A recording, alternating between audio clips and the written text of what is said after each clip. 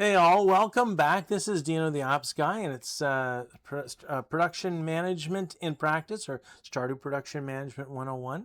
I have this sort of split personality about what I should call it, so I call it two different things. It's just the way it is. It is a university level course set up for production management. So if you wanted to take a course in production management, here's a good way to do it. It is ordinarily, if I would do a class, do a course in production management, I'd love to take all the students into the factory, and rather than start with pedagogy, start with here's what happens in the factory, and this is why it makes sense, and this is what you should do about it from an academic or from a literature or from a you should know what you're doing standpoint for production management. But rather than have you in a factory where you could get hurt because of whatever metal things and grease on the floor or whatever the case, I'm going to take you to a virtual factory. So our factory tours are going to occur in Stardew Valley. So you probably have Stardew Valley on your computer. You can play along at home if you like. Do your own sort of experiments in the factory and follow up on what we're doing here. The idea being, I want to run a Stardew Valley as if it's a factory. I'm not looking for the free stuff like the end of the rainbow gold pot on, I don't know, was it spring 16 or 17, whatever, or the super valuable pumpkin that you get on Pumpkin's Eve or whatever the case. I'm looking at practices that make a difference so that we can understand what's going on in a production sense and use Stardew Valley as sort of the basis or the background. It's a pretty rich environment for doing just that. So I'm quite happy with it. If there's anything that doesn't fit in this area, and for example, competitive pressures, that sort of thing, nobody's racing us to get to peers to sell their product before we sell ours. So we all sort of opine on different aspects of it as they make sense. But otherwise, I think we have it pretty well covered. This is episode 34, which means there were 33 episodes before this. And so we covered some things in those previous 33 episodes. And we will cover things in episodes after this. It's sort of a running stream. You can pick up the thread anywhere you want. If you want to go back to the beginning, there should be some continuity to it to help you. But maybe, just the way I approach it is kind of popcorny and it doesn't actually work that way. Anyway, we can figure that out as we go. I have a man in the field who is going to do things. Av. Av is very competent, and he does everything that needs to happen in the game. So he is the person who takes care of the execution. The thinking being that there's a lot going on the strategic side that you want to consider, and there's a lot going on independently on the execution side that has to go on. So typically, you don't need two different people doing on it, but they are two different jobs. So it doesn't hurt to have two people doing it, two different people doing it. Too often you'll have a manager saying, well, they don't know what they're doing, so if I did it, I could do better. You can't. Same thing as in the execution side. If I could manage this place, it would be that much better. It probably wouldn't be. They are two different, they're distinct, and really should be approached differently. And that's how that's how we are doing it. So, the list of things that we want Av to sort of get in on this run, on this day 34, harvest and water the crops, pet the chickens and process the eggs, make preserved jar. So preserves jar is a machine that actually helps us make jars of preserves, which increases the value of our produce. So we have 5. We'd like to make a 6th, as well as we'd like to make a couple bee houses because we have some iron bars that we can use up. And the preserved jars and the bee houses are great multipliers. They're ways to get sort of this passive income on what we've already sort of invested, kind of thing. So they're really nice to get kind of in volume, and that's kind of what we're looking for. It's a good day. It's a sunny day, and we don't have to worry about stopping at the vendor, the traveling vendor. So I think it's a great day to go to the ocean and get some of the fish that we need. In the summer, specifically, strategically, we are looking for tilapia and pufferfish. Both of those are part of bundles that we need to complete. So we don't have to get them, it's just early. It's not even the first week done of summer. So we have a lot of time, but this is a good time to do it. So especially since we have our pickaxe being upgraded. So we're not going to do a lot of mining today. None at all, probably. So that's the idea. Get to the ocean, get some tilapia. They're available till 2. Get some puffer fish. They're between 12 and 4. We're not going to hold our breath on the puffer fish. They're tough ones to catch, right? So, and if there's some free time, then definitely forage. But that's what's on the docket. And a lot to do, but I think Av is the right guy to do it. So I'm going to turn it over to you, Av.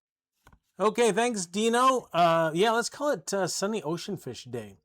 There appears to be some kind of anomalous, so we will get to that. Tomorrow is going to be the green rain. That's and the spirits are not happy today, so we're going to get to that. We are not going to pick this honey because tomorrow or the next day, I think it's tomorrow, but maybe it's the next day.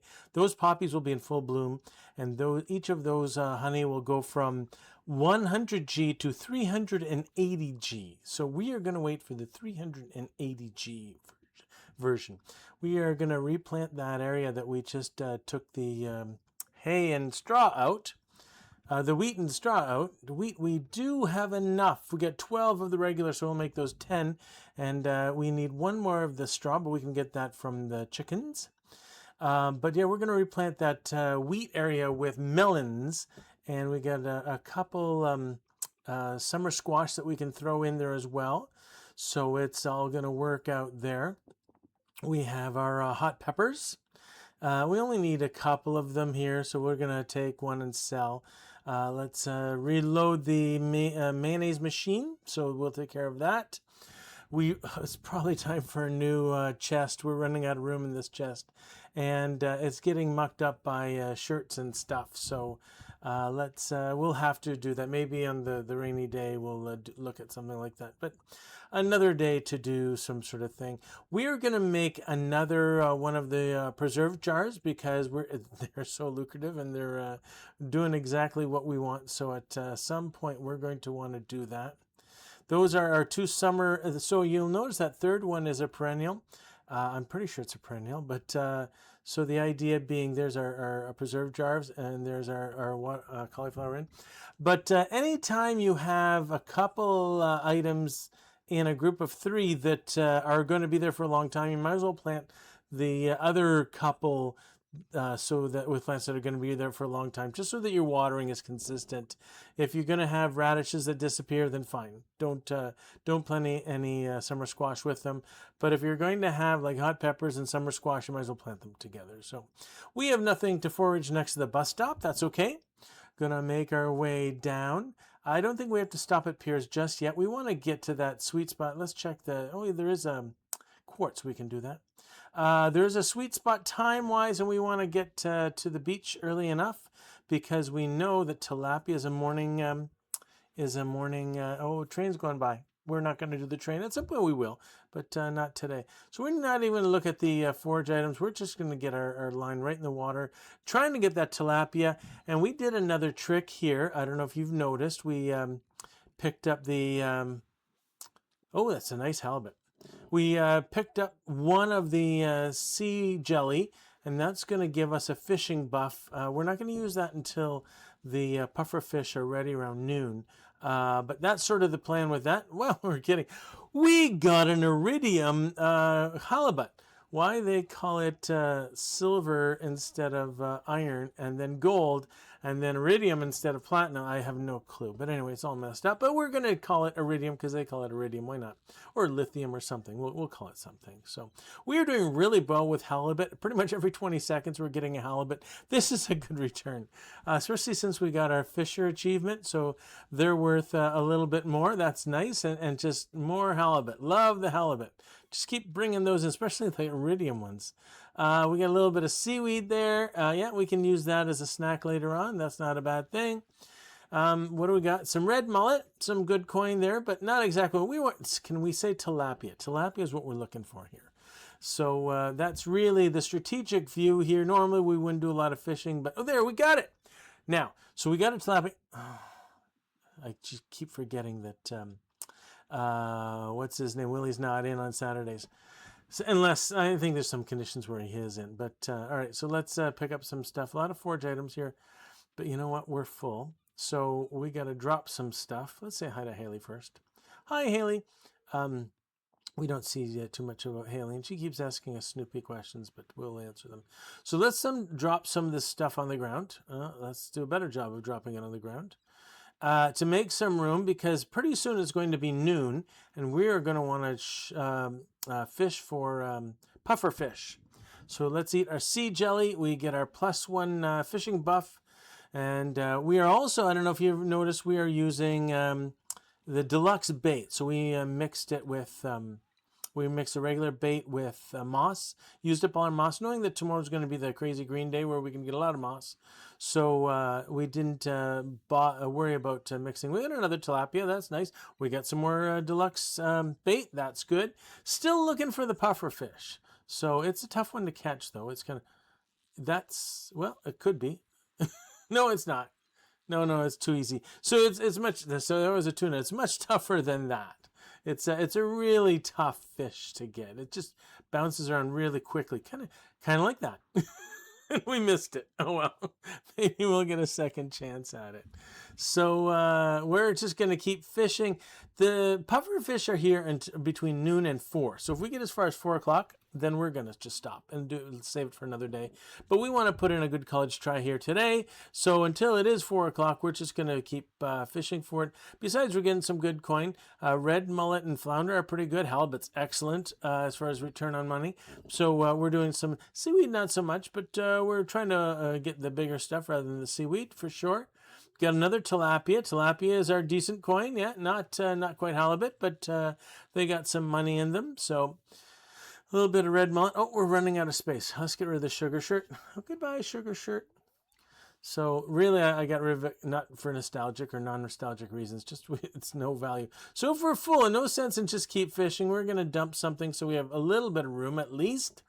If we catch something we already have, that's great. But we're looking for a puffer. So if we catch a puffer, we want room for that.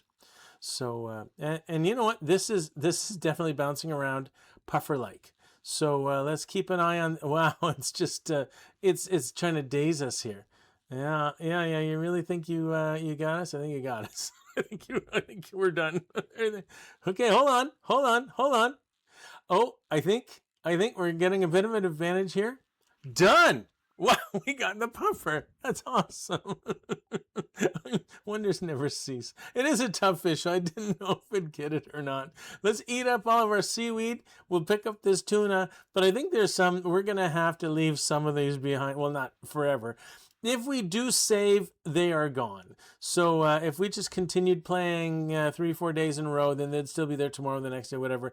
But given that I save at the end of each episode, anything that does not get saved is gone. All right, we were not expecting Abigail to come out, so that's going to mess up us trying to drop off our fish. We can't sell fish here, but we can sell mayonnaise and we can sell hot pepper. We're going to get our 15 melon because it's coming up on 4 o'clock. We don't want Pierre's to close. But we are going to get to the community center. There's so much going on. I'm trying to remember what we want in the community center. Certainly a puffer fish. Okay, puffer fish, good. Yes, yay. And the tilapia, yeah, let's do the tilapia. Now I don't remember anything else. So we got 5 warp totems for the beach. That's a good thing because we're probably going to need one of them to get back to the beach to pick up everything we've dropped on the ground. So I noticed that exclamation point keeps going up. So we never actually clicked on yes, we'll accept it. So we just clicked on yes, we'll accept it right there. But we're going to go back, sell some stuff, plant some stuff, do some stuff, that sort of stuff. And just cash out a lot of things. Oh, and we had the wheat. That's what we wanted to drop off. Okay, let's put a cauliflower in. So we got the wheat. Let's sell the cauliflower. We still don't want the honey. We want them to be honey. Okay, so we're going to keep one. We're going to go check out the hardwood, get some hardwood, maybe see if we can find a wood skip. And then flash to the beach and pick up everything we left behind. And then maybe on the way through the community center, we can stop and drop off the wheat that we started today with. That was a good idea when we started. We just forgot it. So let's get some hardwoods. Always good to get, especially if we can get a couple of the mahogany seeds. So that really helps us out. Again, the big push with the mahogany and with the hardwood is when you need one, you pretty much need 100. So you don't want to be just with 5 or 10 or whatever. You want a whole orchard to do what you need to do. So we got our fish. And now notice I'm fishing to the left or to the west rather than to the south. And the trick there is, we got our wood skip, yay. The trick there is if you do run with too much and you drop it on the ground, if you're fishing left or right, dropping it on the ground actually drops it safe. And then you can pick it up later on until you save, kind of thing. If you go north or south and you drop it on the ground, it ends up in the water. It's almost automatic. So if you want to keep it, don't do it north-south. But sometimes we have to do north-south based on how deep the water is. So, and we want the deeper water. So that's the idea. We'll head back up to the community center. Wheat. We need to do the wheat and the hay. Okay, get the fodder bundle, wheat and hay. Yay, we got the wheat and the hay. And I think that's it. All right, we'll head back. We'll see what's going on here. I feel like I'm missing something. I'm sure we'll get back and it'll be obvious to me like, duh. You should have been doing. Anyway, whatever the case. So we do want to, if possible, make more bee houses because we got some silver, so that's new. We definitely want to plant that melon. And there's one more thing we can plant. I think just a mixed flower seed, whatever comes up, is sort of the right thing to do. We get a lot of watering. And I said in the last episode that watering, or was it me or was it Dino said in the last episode as far as strategy, we got to get the watering done. So I'm hoping between 9 o'clock and 2 in the morning, we have enough time to water because I did want to leave enough time so we could do it knowing that we wanted to get to the ocean right away so that we can fish for the fish we got. We got the puffer, we got the tilapia, and we got the wood skip. We did well today fishing. I'm happy with this fishing vest. It really works. I'm glad we got this thing. So, okay, carrying on. Let's get all the watering done. It is getting late and fast. I don't know if I'm liking this too much. I don't like these squeezy situations.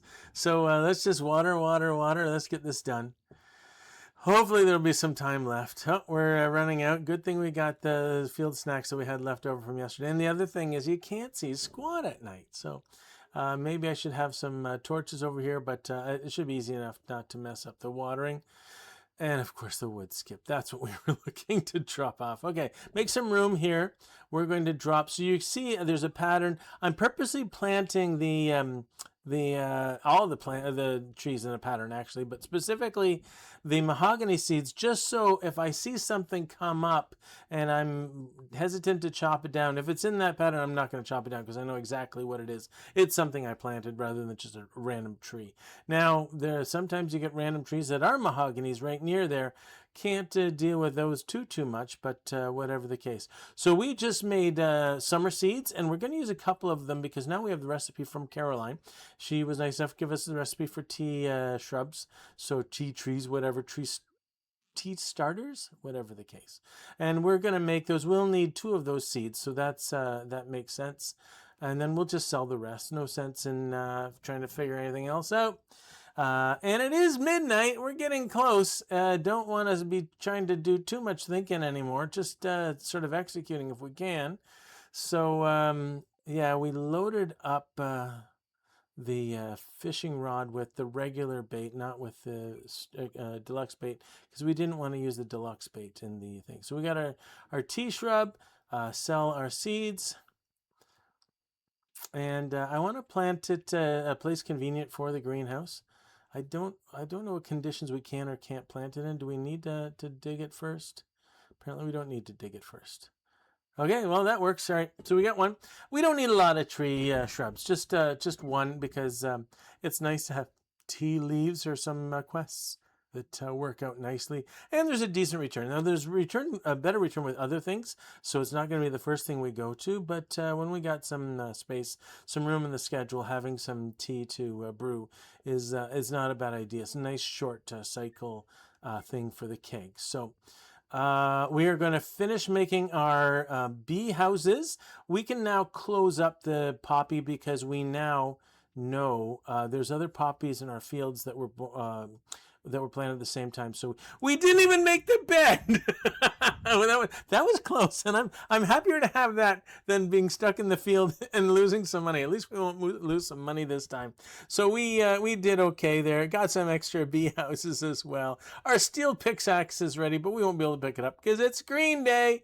Anyway, so I'm gonna send it back. It's gonna be exciting for Green Day, but right now I'm sending it back to you, Dino.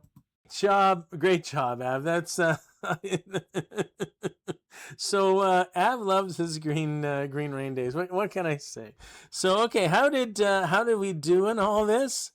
Yeah, we harvested the crops. We got all those done. The chicks got pet and the eggs got processed, and we got an extra preserves jar, and we got 3 more bee houses. That's awesome. We got our melons planted, and we got, as Ab pointed out, we got the tilapia, we got the puffer fish, and we got the wood skip. It's just been a fishing day, just a derby of a day. So all that done very well. Now, having entered some of the data with when I was doing it, so again, sort of to work on a production level rather than just playing the game, we want some sort of capture of what's going on. Stardew Valley does a great job of a lot of things. It does not do a good job of understanding, are we doing the right things, and having a metric for tracking those things, other than just, did you earn a lot? And a lot of what we convert to value doesn't get to earnings if we're converting them to bundles, or if we're converting them in Gunther's museum, etc. So to be able to parse that out and track that, we have a ledger where every transaction is a function. Normally we'd have, if it was a big company, we'd have accounting or even some ERP system keeping track of it. It's not a big company. We don't have an accountant. So Dino, the ops guy, is Dino, the accountant, and is putting this ledger together, making some trade-offs. And we've talked a bit about some of the trade-offs. So we started tracking bait. We realized it's not worth tracking bait. So there's nothing on the ledger. Just when we're making bait, it converts bug meat, and that's about where we leave it off, kind of thing. But in all that, it gives us some great insight into what's going on, and it exposes different things. It lets us do metrics on how well is farming doing compared to mining, compared to foraging, compared to fishing, etc. How much are we investing in chests and barns and coops and all of that? We can track all of that because the ledger gives us the ability to do that, and that's exactly why it's so valuable.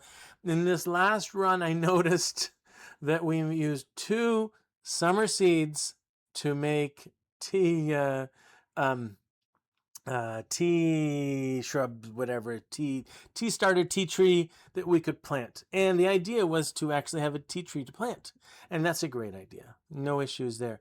I do want to talk about those summer seeds and the economics of the summer seeds, because we kind of exposed this in the spring with the spring seeds, that if we're going to look at getting some items such as horseradish and daffodil and leek and dandelion, we could sell each of them individually. They'd base sell for $180. If we make them, those 4 things that would sell for $180 together into seeds, we can sell the seeds for $350. 35 times 10 seeds. That's a really good return. And that's what we were recommending in spring. And it's similar in summer. If you look at spiceberry, grape, sweet pea, together they go, even with the tiller benefit, they go up to $223, and we can sell them for $550 or 55 times each of the 10 seeds. And when we get to the fall, same sort of thing. Blackberry, common mushroom, hazelnut, and wild plum are going to be 270 G base. That's not counting if they get a silver or gold or platinum quality, and then we can sell them for $450. And then the same thing with winter, 386 G, and we can sell them for 10 seeds of 30 each, or 300. And you should stop there and say what? Why would we take $386 G worth of seeds, convert them to get 300 G? Clearly it doesn't work in the winter. And really, that wasn't even the point of this. But the point is, you should do the math in some of these things just to get. So in the original calculation, we did not consider iridium values because we had not had iridium values before. The iridium halibut that we got today was the first iridium item that we've seen. But there is iridium vegetables, and they are worth twice what a regular vegetable is. So, for example, for spring seeds, if we had 4 iridium, iridium horseradish, iridium daffodil, iridium leek, and iridium dandelion, they wouldn't be worth 180. They'd be worth 360, and it would not make sense to convert them to seeds to get 350. We'd be losing 10. So the exception in each of these, and you can see sort of the math, you can just sort of double the 223 and get to 550. Yeah, just barely. So I guess all of the summer seeds, but it's so close, right? And then 270, if you double that, that's going to be 530. Yeah, you're losing money. So on some level, if you're converting 4 iridium or 3 iridium, to get the seeds, it's not going to be worthwhile necessarily. So you may want to reconsider if you have those iridium products. So that's just sort of an update from before. And if you're doing the winter seeds, yeah, unless you're going to plant them, don't even convert them. But we stumbled into something here, because if we make the tea sapling,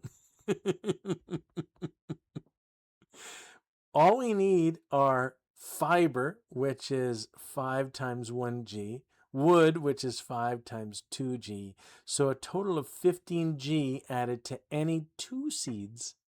And we get something we can sell back to Pierre, the tea sapling, for 250G. Essentially, we are getting, no matter, how valuable, you got to go out and get some fresh wood. Maybe it's worth more than just 2G, the market value, because you're, kind of wasting your time for it. It's still worth 100G per seed. It's clearly more value if you're going to convert it to tea sapling. So I've put these in the shipper last night, but I think it's going to be valuable to look at. Maybe we should just keep some fiber and wood around and convert them to tea saplings and just cash out 100G a seed. It's like, this is so much a no-brainer, right? So you're starting to see this. And at this point, I said it wasn't worth planting these seeds, because the gross up value goes to the seed right away, and you don't get the benefit because you have 10 of them or 12 of them, whatever. You've already sort of lost in the first seed kind of thing. But if we're going to get 100G per seed through using tea saplings, it might be worthwhile. We'll have to look at it. But in any event, going forward, do not sell individuals of spring, summer, and fall if they are base, or if they are silver. If they're gold, it's a little iffy. If they're iridium, then it's worth doing a calculation. Maybe you should save it or just sell it and wait for the next gold or silver base kind of thing. If it's winter, don't even bother. But in any event, once you do convert it to seeds, if you have fiber and wood, cash out that 100+ G per seed. That's the best thing to do. So this is just a little thing we kind of stumbled into, mostly discovered because we got a ledger system.